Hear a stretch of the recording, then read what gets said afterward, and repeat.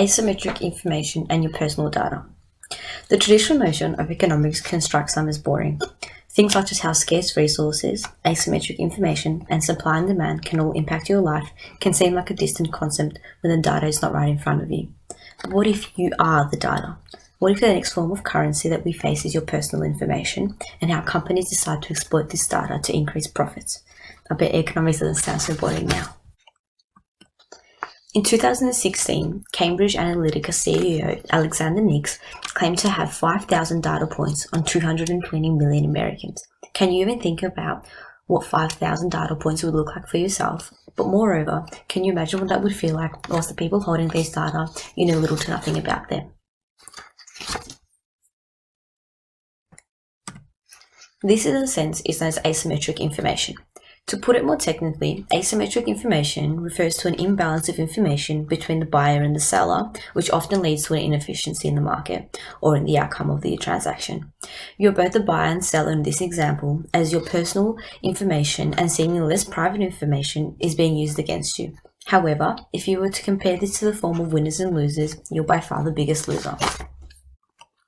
I'm sure by now you're wondering how this may impact you. After all, you may not use Facebook, or your Google searches may not contain anything which you should be ashamed of. However, that doesn't mean that patterns and preferences cannot be materialized using this important information. Take, for example, your commute to work this morning. Say you call public transport. You may have used your phone checking train departures.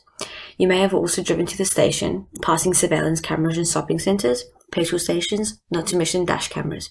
You would also set off waits in traffic lights to activate those lights as well.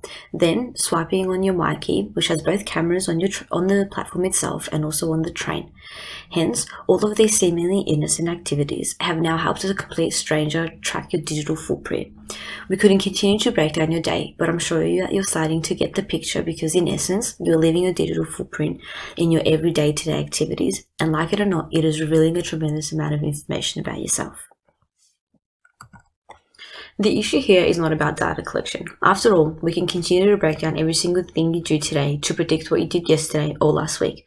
But the real issue here is how this data imbalance is used at great scale to influence your actions tomorrow in events such as a voting election. However, if we drill down deeper into the complexities of who can partially be responsible for this imbalance, one party must be nominated as being largely at fault, and that is the government.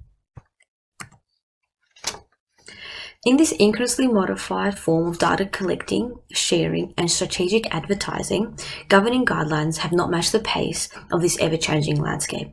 Yes, the world is aware of guidelines which can be followed, and also penalties, primarily financially, which can be handed to large companies such as that to Facebook, should they continue to neglect their social responsibility. However, right here in Australia, the stance is not firm enough, and your data has not been limited to those who wish to harm you.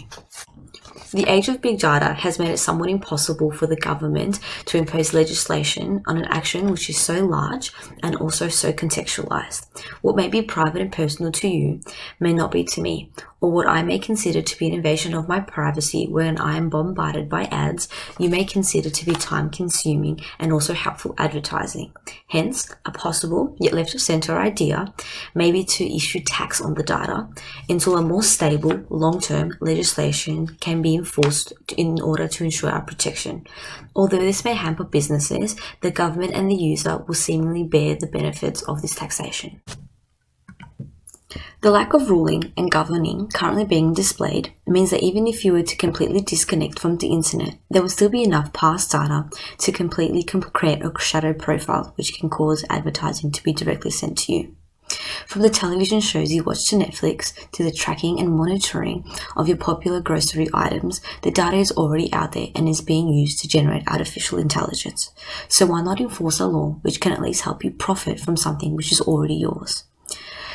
However, a key issue which cannot be ignored is how can this tax be measured? As stated, the government will find it difficult to materialize this data, as it is obviously a large scale which they are trying to narrow down. And a first fit may not always be the best fit, as companies will naturally contest the government's laws. However, present is a list of the current top values which are some of your personal data being sold for on the black market. Perhaps this can be a starting point for a wider conversation which needs to be had with some ethical stakeholders. Without your knowledge or consent, companies are packaging and tailoring your information and selling it to third parties. Your data has now become as integral as oil in the production of goods. However, this mass selling is what keeps data brokers alive. Some of the biggest data brokers, one of which is Axum, currently recorded an annual revenue of $945 million US. As one of Facebook's largest former partners, Axum became into the Australian market in 2015 to, and I quote, reach people based on what they do and buy offline. Hence, even when you are not on Facebook, your offline data is being sold from Axum to Facebook.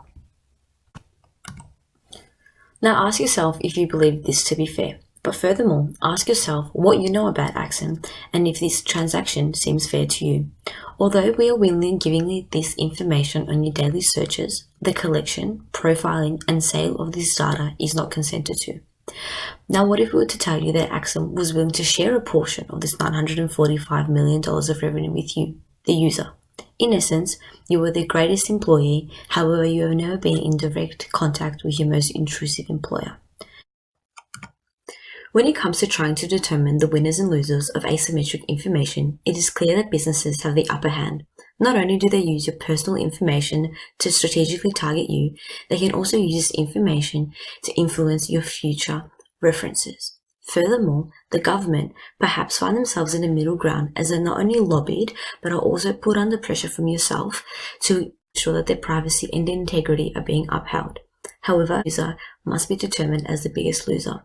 You are unaware of these changes and also how the political landscape could be used to either benefit you or perhaps either be further detrimental. Therefore, if I was to rank this in a 1, 2, 3 system in terms of winners and losers, it would ideally be businesses, governments, and then yourself, the user. To summarize, how can the government encourage companies to be more transparent while also ensuring that asymmetric information is being eliminated?